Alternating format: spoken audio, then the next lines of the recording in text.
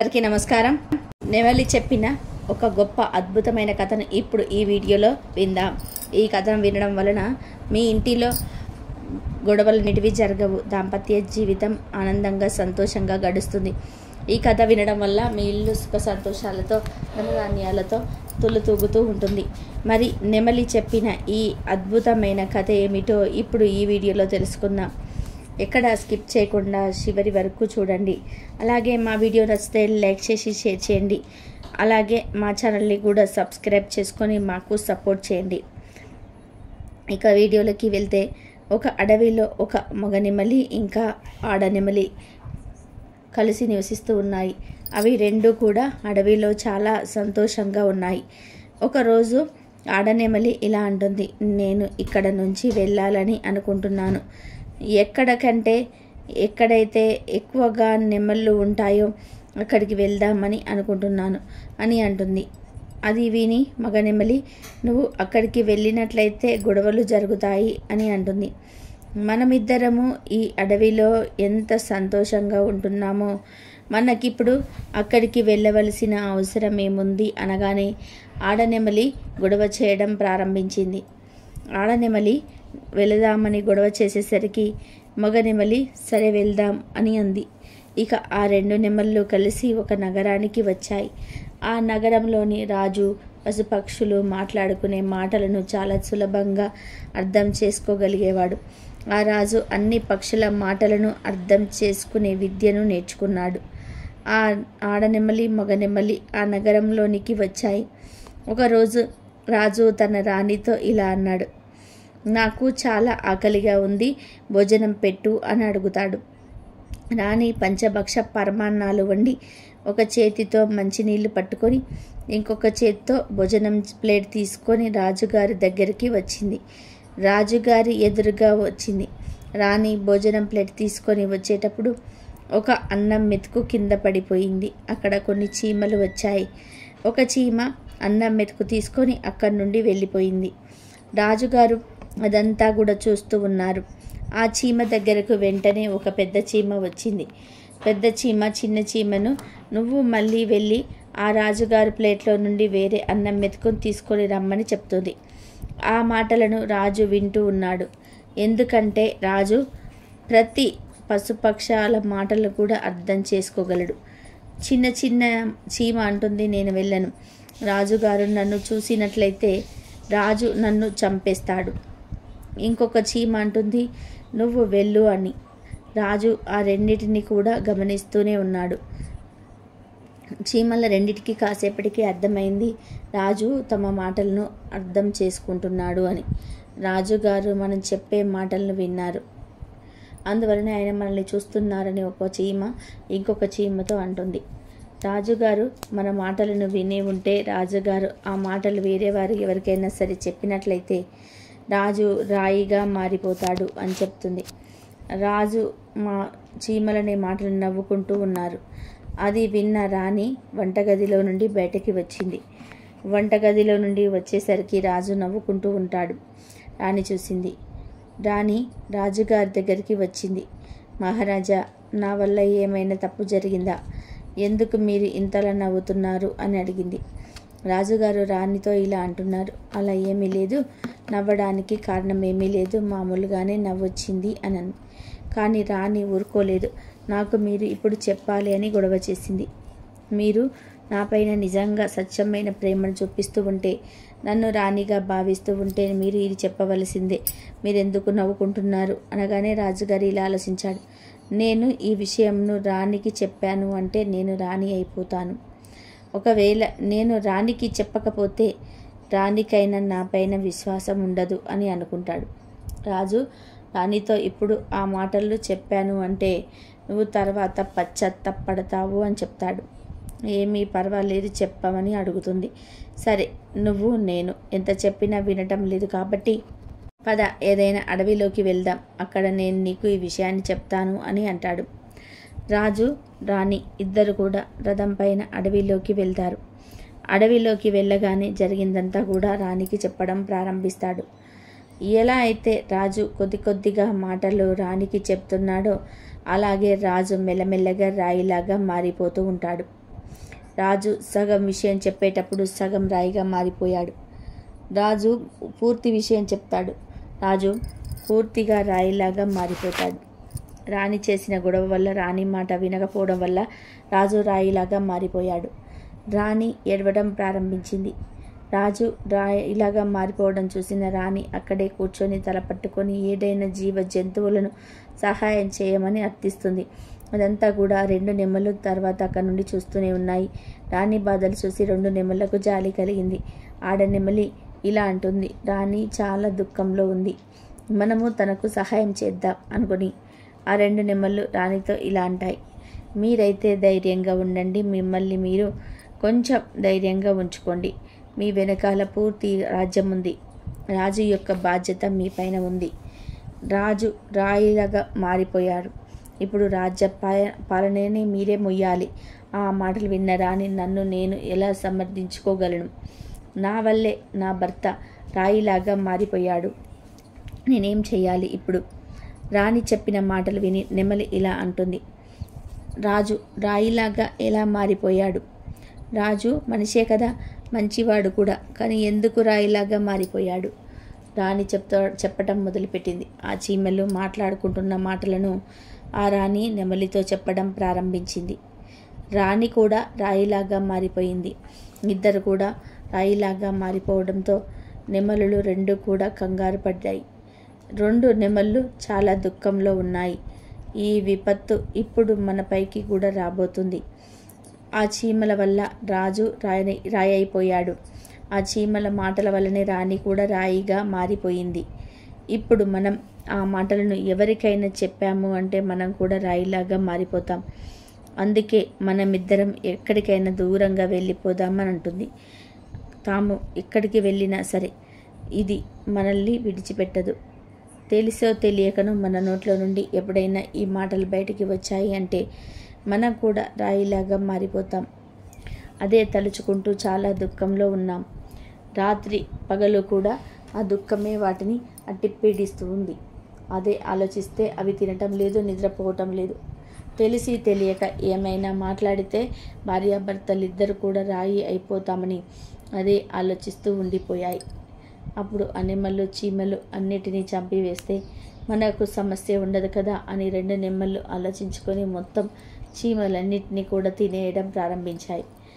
ఆ నెమళ్లకు భయపడి మొత్తం చీమలన్నీ కూడా భూమిపైన తిరగడం మానేశాయి. భూమి లోపలికి వెళ్ళి దాక్కున్నాయి. ఈ 2 నెమళ్ళు కూడా ఎక్కడ చీమ కనిపించినా వెంటనే చంపుతున్నాయి, తినేస్తూ ఉన్నాయి. చాలా సమయం గడిచిన తర్వాత చీమలకు ఆకలి వేయడం ప్రారంభమైంది. భోజనం అయితే భూమిలో లభించటం లేదు, భోజనం అయితే బయటే లభిస్తుంది కదా. భోజనం కోసం చీమలు బయటికి వస్తే నెమళ్ళు వాటిని తినేస్తూ ఉన్నాయి. అప్పుడు చీమలు శ్రీ మహావిష్ణువును ప్రార్థించడం ప్రారంభించాయి. ఆ భక్తిలో అవి లీనమైపోయాయి. ఆ భక్తిలో అవి లీనమైపోయిన చీమలు ఎక్కడ ఉన్నారో కూడా వాటి మర్చిపోయి ఘోర తపస్సు చేశాయి. చివరికి శ్రీహరి వాటికి దర్శనమిచ్చారు. విష్ణుమూర్తి చీమలతో ఇలా అంటాడు, నీకేం కావాలో అడగండి. అప్పుడు చీమలు 2 కూడా, చాలా రోజుల నుండి దాకలితో ఉన్నాము, మా పొట్టలో ఒక ముడి వేయండి. ఆకలి వేయకుండా మాకు ఆకలి వేయకుంటే మాకు బయటికి ఎందుకు వెళ్తాము?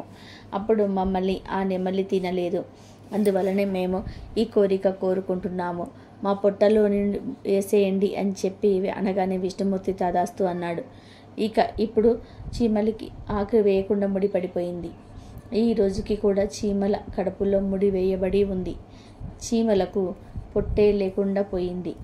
అప్పుడు ఆ 2 చీమలు జంట విష్ణుమూర్తిని ఇలా అడుగుతున్నాయి, ముడైతే వేశారు కానీ ఇప్పటికీ మేము నెమలి వల్ల భయపడుతూనే ఉన్నాము. నెమలి మా కోసం ఎదురు చూస్తూ ఉన్నాయి, ఇంకా భూమిపై కూర్చొని ఉన్నాయి. మమ్మల్ని చూస్తేనే అవి మమ్మల్ని చంపేస్తాయి. అప్పుడు విష్ణుమూర్తి మరి చీమలు నెమలి ముందుకు వచ్చారు. విష్ణుమూర్తి నెమలితో ఇలా అంటున్నాడు, నువ్వు చీమలు తినడం మానేయి. ఇందులో చీమలకు ఏ దోషం లేదు, ఆ దోషమంతా రాజుదే. ఎందుకంటే ఆ రాజుకు జీవ జంతువుల మాటలను అర్థం చేసుకునే శక్తి కాకుండా వాటి రూపంలోకి మారగల శక్తి కూడా ఉంది. వాటి రూపం ధరించినట్లయితే ఆ రాజు పశుపక్షులతో సంభోగాన్ని కూడా చేయగలడు. అప్పుడు ఆ పశుపక్షులు గర్భధారణ కలిగినట్లయితే వాటిని వదిలేసి మనిషిలాగా మారిపోతాడు. రాజు తన మూర్ఖత్వం కారణంగానే తను రాయిలాగా మారిపోయాడు అని చెప్పాడు. మరి రాణి చేసిన దోషం ఏమిటి అని అడిగాయి నెమళ్ళు. తన భర్త పాపంలో తన భార్య కూడా బాగానే పాల్పంచుకుంది. అతని భార్య అతన్ని ఆపి ఉంటే తను అంత పెద్ద పాపాన్ని చేసేవాడు కాదు. అందువలనే అతని భార్య కూడా ఆ పాపంలో భాగాన్ని పంచుకుంది. అందువలన తను కూడా రాయిలాగా మారిపోయింది. శ్రీహరి చెప్పిన మాటలు విన్న తర్వాత నెమలి శ్రీ మహావిష్ణువుని ఇలా అడుగుతుంది. ప్రభు, ఇప్పుడు మేము రాణి చెప్పిన మాటలను విన్నాము కదా, ఆ మాటలు ఎవరికైనా చెప్పినట్లయితే మేము రాయిలాగా మారిపోతామా అని అడుగుతుంది. శ్రీ మహావిష్ణువు ఇలా చెప్తున్నాడు. ఆ శాపం ఇక్కడితో సమాప్తం అయిపోయింది. మీరు ఎవరితో చెప్పినా ఎటువంటి ఇబ్బంది లేదు. మీరు ఈ విషయాన్ని ఎవరికైనా చెప్పవచ్చు. ఆ మాట వినగానే రెండు కూడా చాలా సంతోషపడ్డాయి. శ్రీహరి విష్ణు అంతర్ధానమయ్యారు. రెండు నెమళ్ళ ఆనందానికి అవధులు లేవు. పక్షులకు ఆనందం కలిగినట్లయితే అవి నాట్యం చేయడం ప్రారంభిస్తాయి. అలాగే నెమలి కూడా నాట్యం చేస్తుంది. నాట్యం చేస్తూ ఆ సంతోషంలో తన పాదాలపై వైపు చూసింది. పాదాలు పగిలిపోయి ఉన్నాయి. తన కాళ్ళను చూసుకొని తను ఏడవడం ప్రారంభించింది. ఎంత అందంగా ఉండేటివి, ఇప్పుడు నా పాదాలు ఇలా పగిలిపోయాయి, ఎంత వికృతంగా ఉన్నాయి. మొత్తం నా శరీరం అంతా కూడా చాలా అందంగా ఉంది, కానీ నా కాళ్ళు మాత్రం ఇలా పగిలిపోయి సుందరతను కోల్పోయి ఉన్నాయి. నెమలి పాదాలు పగిలిపోవడానికి కారణం తను చీమలను తినడమే. తను చాలా చీమలను కొట్టి తిన్నది. ఆడ నెమలి కూడా తిన్నది, మగ నెమలి కూడా తిన్నది. ఇద్దరి పాదాలు కూడా పగిలిపోయాయి. ఇప్పటికీ కూడా ఎవరైతే మనుషులు చీమలను తింటారో వారి శరీరం ఇరుకుగా తయారైంది, అందవిహీనంగా మారుతుంది. పాములు ఎక్కువగా చీమలు తింటూ ఉంటాయి. అందువల్ల తమ శరీరం అనేది ఊడిపోతూ ఉంటుంది. ఈ విధానంగా నెమలి పాదాలు కూడా పగిలిపోయాయి. తన కాళ్ళు హీనంగా తయారయ్యాయి. అది చూసి నెమలి ధారాళంగా ఏడుస్తూనే ఉంది. తన కంట్లో నుంచి నీరు ధారలాగా వస్తూనే ఉన్నాయి. ఆడనెమలి మగనెమలికి ధైర్యం చెప్తుంది. కంటి నుండి వచ్చే నీటిని ఆపడానికి ప్రయత్నాలు చేస్తూ ఉంది, కానీ ఆపలేకపోయింది. నెమలికి చేతులు లేవు. తన నోట్లోనే ఒక్కొక్క కన్నీటి బొట్టును ఆపుతూ ఉంది. తన నోట్లో ఉంచుకునే ప్రయత్నాలు చేస్తుంది, నోట్లో ఉంచుకుంటుంది. ఈ విధంగా చాలాసార్లు ఆడనెమలి మగనెమలి కళ్ళలో వచ్చే నీటిని ఆపుతుంది. ఆ ఆడనెమలి చూపించే ప్రేమను చూసి శ్రీ మహావిష్ణువు మళ్ళీ దర్శనమిచ్చాడు. శ్రీ మహావిష్ణువు ఆ నెమళ్ళతో ఇలా అంటాడు. మీ ప్రేమ ఎప్పుడు కూడా ఇలానే ఉండాలి. మీరిద్దరూ ఎప్పుడు సంతోషంగా ఉండమని ఆశీర్వాదాన్ని ఇస్తాడు. అందుకే ఇప్పటికీ కూడా నెమళ్ళు సంభోగం అనేవి చెయ్యవు. నెమలి కంట్లో నుండి నాట్యం చేసేటప్పుడు నీరు వస్తూ ఉంటుంది. ఆ నీటి వలనే ఆడనెమలి పిల్లల్ని కంటుంది. అందరికీ నమస్కారం. ప్రపంచంలో ధర్మం గొప్పదా లేక లక్ష్మి గొప్పదా అనే విషయాన్ని ఈ వీడియోలో తెలుసుకుందాం. ఒకసారి ధర్మదేవతకు లక్ష్మీదేవికి వాదన జరిగింది. ధర్మదేవత నేనే గొప్ప అంటే కాదు, నేనే గొప్ప అని లక్ష్మీదేవి వాదించుకున్నారు. ఇద్దరూ కలిసి తమలో ఎవరు గొప్పవారు తెలుసుకుందామని దేవరాజు అయిన ఇంద్రుని దగ్గరికి వెళ్ళారు. ధర్మదేవత లక్ష్మీదేవి కలిసి ఇంద్రలోకానికి వెళ్ళగానే ఇంద్రుడు మీరిద్దరు అనుకోకుండా స్వర్గానికి రావడానికి గల కారణం ఏమిటి అని అడిగాడు. అప్పుడు లక్ష్మీదేవి ఇలా చెప్తుంది. ఈ ధర్మం కంటే నేనే గొప్ప అని చెప్పినా కూడా ఈ ధర్మదేవత అంగీకరించటం లేదు. నేను లేకపోతే ఎటువంటి వారికైనా జీవితమే లేదు. అందుకే నేనే గొప్ప అని నేనే శ్రేష్టమని చెప్పినా కూడా ఈ ధర్మదేవత ఒప్పుకోవటం లేదని లక్ష్మీదేవత చెప్పింది. తర్వాత ధర్మదేవత కూడా మాట్లాడుతూ ధర్మం లేని జీవితం ఔన్నత్యానికి పొందలేదు. లక్ష్మి లేకపోయినా కానీ ధర్మ మాత్రం ఉండాలి. అందుకే లక్ష్మీదేవి కంటే గొప్పదాన్ని అని ఇంద్రుడితో చెప్పింది. ధర్మదేవత లక్ష్మీదేవితో కలిసి ఇద్దరికి తమలో గొప్పవారు చెప్పమని అడిగారు. ఇంద్రుడు సంశయంలో పడ్డాడు. లక్ష్మీదేవి గొప్పదని చెప్తే ధర్మదేవత వెళ్ళిపోతుంది. ధర్మము లేని రాజ్యం సుభిక్షంగా ఉండదు. అధర్మ పాలనలో ఈ స్వర్గం కూడా నరకమేగా మారిపోతుంది. అలాగే ధర్మదేవత గొప్పదని చెప్తే లక్ష్మీదేవి ఆగ్రహించి మళ్ళీ వెళ్ళిపోతుంది. లక్ష్మీ లేని జీవితం నిరర్ధకమైనది. లక్ష్మీదేవి లేకపోతే నేను నా స్వర్గాన్ని కోల్పోయే ప్రమాదం కూడా ఉంది గనక ఇద్దరిలో ఎవరో ఒకరు గొప్పవారు తేల్చడం ఎలాగా అని ఆలోచించి ఒక మాటను చెప్పాడు ఇంద్రుడు. మీ ఇద్దరిలో ఒకరిని ఎక్కువని ఒకరిని తక్కువని నేను చెప్పలేను. ఎందుకంటే మీ ఇద్దరు లేనిదే ఈ స్వర్గం శూన్యం అవుతుంది. కాబట్టి మీ సందేహాన్ని తీర్చి మీకు సరైన న్యాయమైన సమాధానం చెప్పేవాడు భూలోకంలో ఉన్నాడు. అతని పేరు విక్రమాదిత్య మహారాజ్. అతనే మీ సమస్యకు పరిష్కారాన్ని చూపగలరని ఇంద్రుడు లక్ష్మీదేవిని ధర్మదేవతను భూలోకానికి పంపించాడు. భూలోకానికి వచ్చిన లక్ష్మీదేవి ధర్మదేవత విక్రమాదిత్య మహారాజు దర్బారుకు వెళ్ళారు. వారిని చూడగానే విక్రమాదిత్యుడు వినమ్రంగా నమస్కరించి, ఒకరు ధర్మదేవత, మరొకరు సంపదకు దేవత, మీరిద్దరు నా రాజ్యానికి రావడానికి గల కారణమేమిటని అడిగాడు. లక్ష్మీదేవి ధర్మదేవత, మా ఇద్దరిలో ఎవరు గొప్పవారో ఎవరు శ్రేష్టమైన వారో తేల్చుకోలేక నీ వద్దకు వచ్చామని చెప్తూ, మా ఇద్దరిలో ఎవరు గొప్పవారో ఎవరు శ్రేష్టమైన వారో నువ్వే చెప్పాలని విక్రమాదిత్య మహారాజుతో అన్నాడు. మీరు ఇద్దరు మీకు మీరే శ్రేష్ఠులని గొప్పవారని ఎందుకు అనుకుంటున్నారో చెప్పండి. ఆ తర్వాత మీలో ఎవరు గొప్పవారు శ్రేష్టమైన వారో నేను చెప్తాను అన్నాడు విక్రమాదిత్యుడు. వెంటనే లక్ష్మీదేవి, విక్రమాదిత్య, నేను ధనానికి ఆదిదేవతను. సమస్త లోకం నేను లేకుండా ముందుకు వెళ్ళదు. ప్రతి ఒక్కరికి నా అవసరం ఉంటుంది. దేవతల నుండి మానవుల దాకా అందరూ కూడా నా మీద ఆధారపడి బ్రతికేవారే. నేను ఏ ఒక్కరిని కనకరించకపోయినా వారు కటిక దరిద్రాన్ని అనుభవిస్తారు. నారాయణుడికి కూడా తప్పలేదు లక్ష్మీ లేని లోటు. మానవుల మనుగడకు ఆధారం మేము.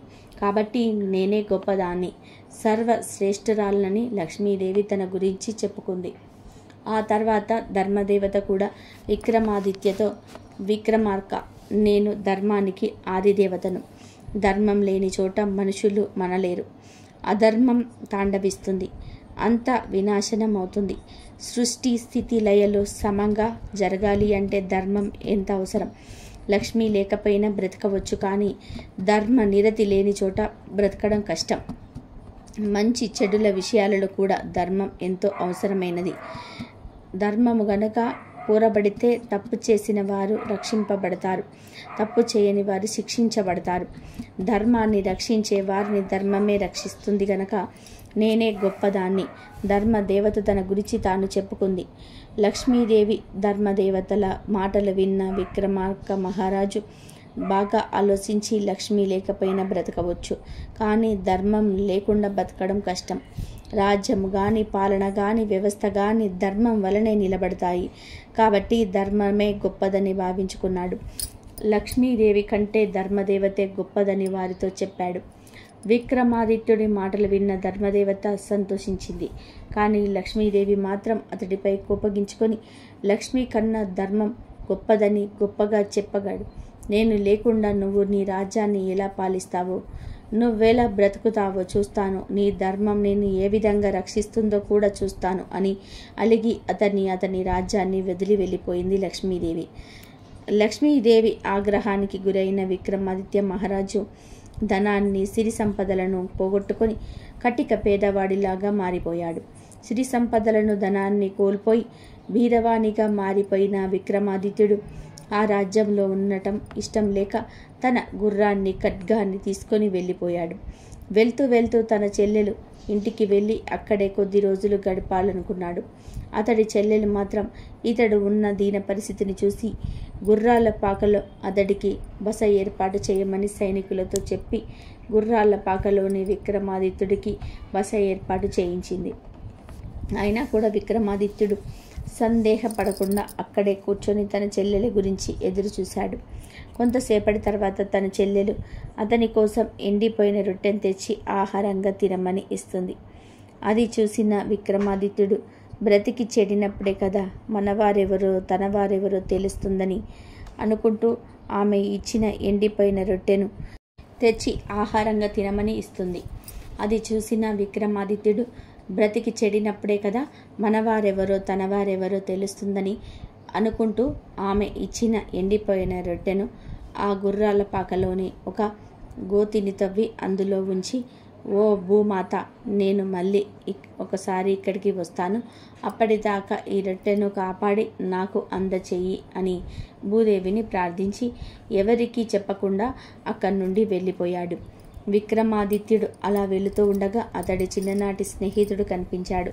విక్రమాదిత్యుడిని తన ఇంటికి తీసుకొని వెళ్ళి భోజన సౌకర్యాలను ఏర్పాటు చేయించాడు.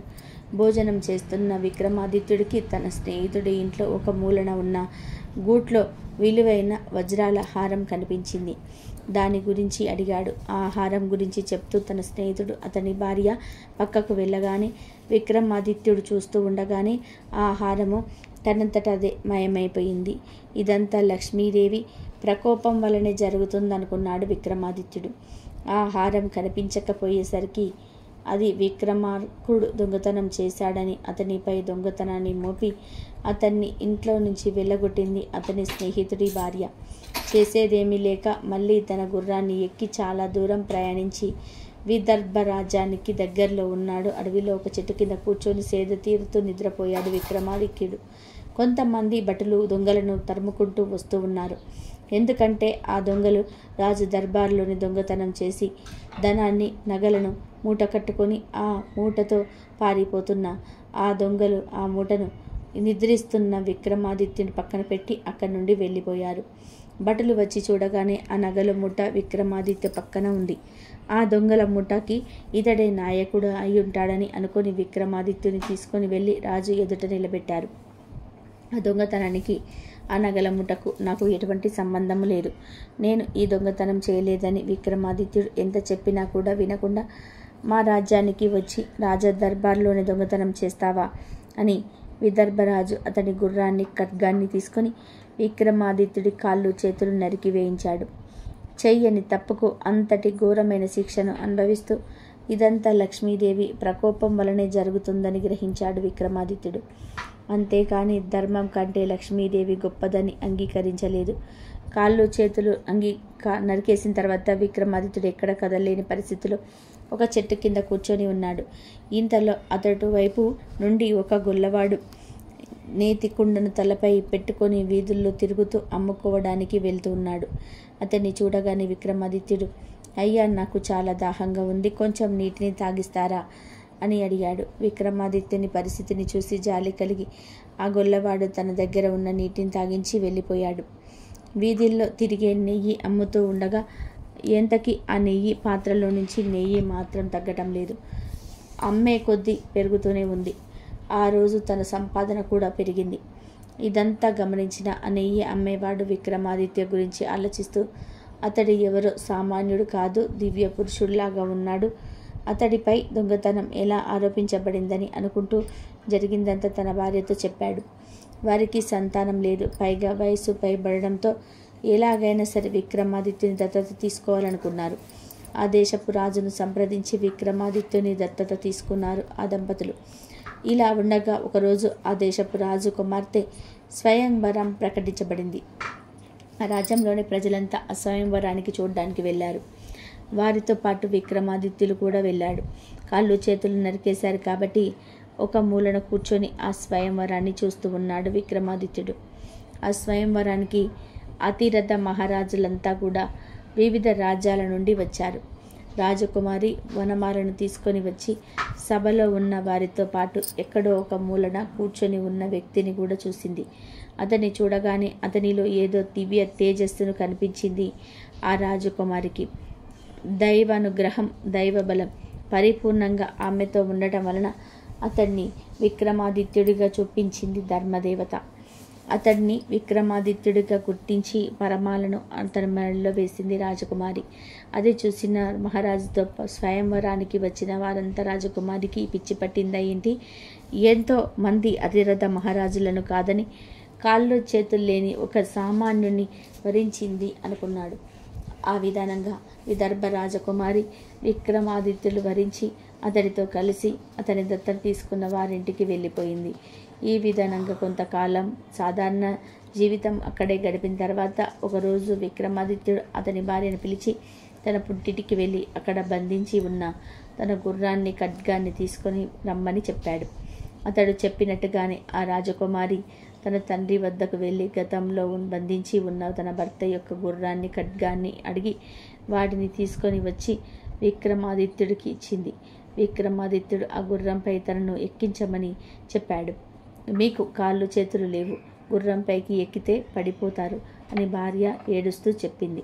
కానీ విక్రమాదిత్యుడు మాత్రం అదేం పర్వాలేదు, నన్ను ఈ గుర్రంపై ఎక్కించి నా ఖడ్గాన్ని నా భుజానికి తగిలించండి అని చెప్పాడు.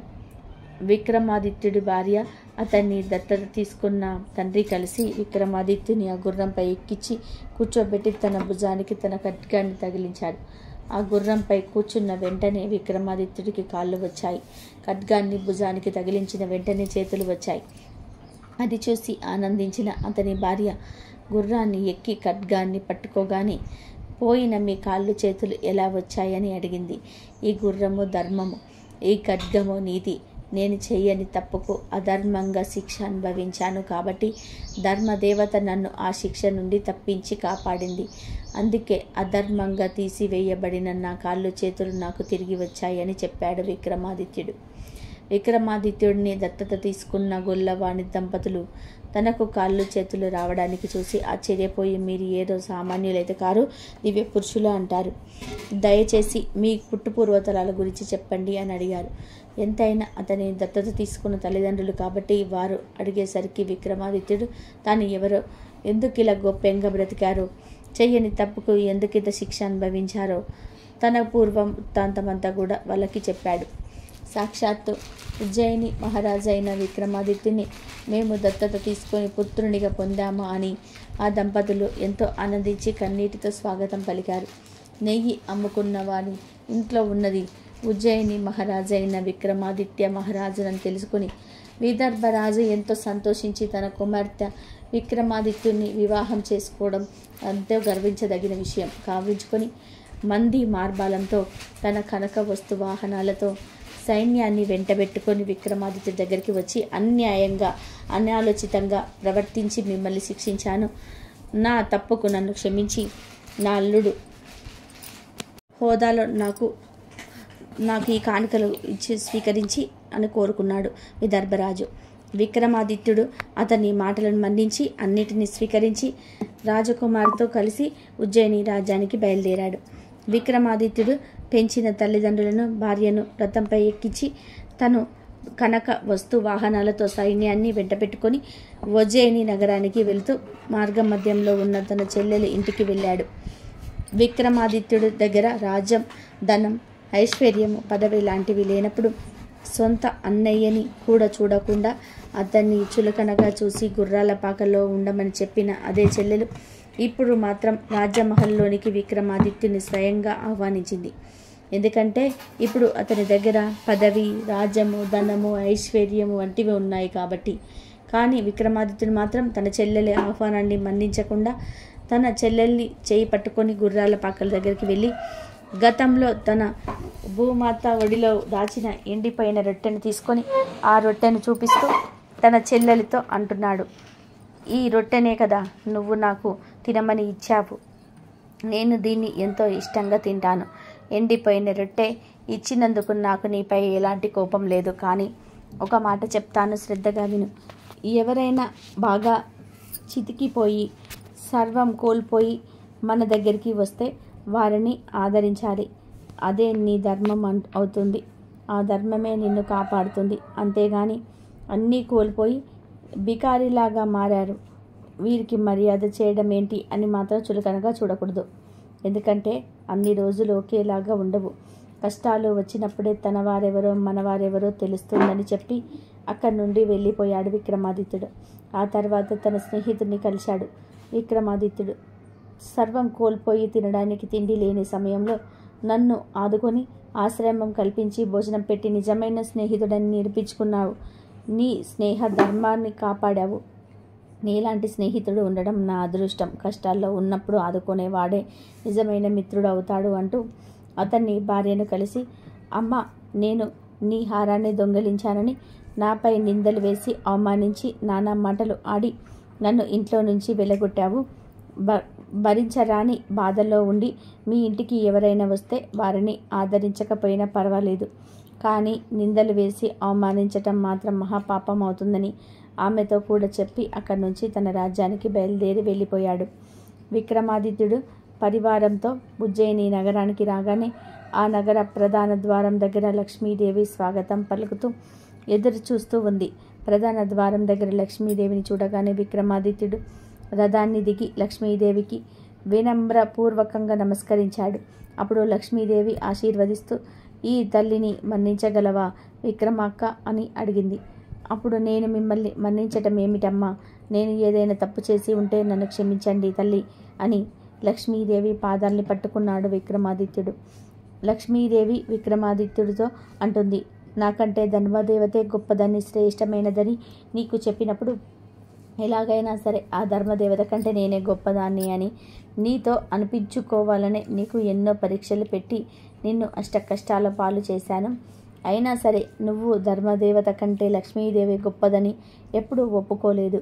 లక్ష్మీ కంటే ధర్మమే గొప్పదని చెప్పి ధర్మాన్ని కాపాడావు.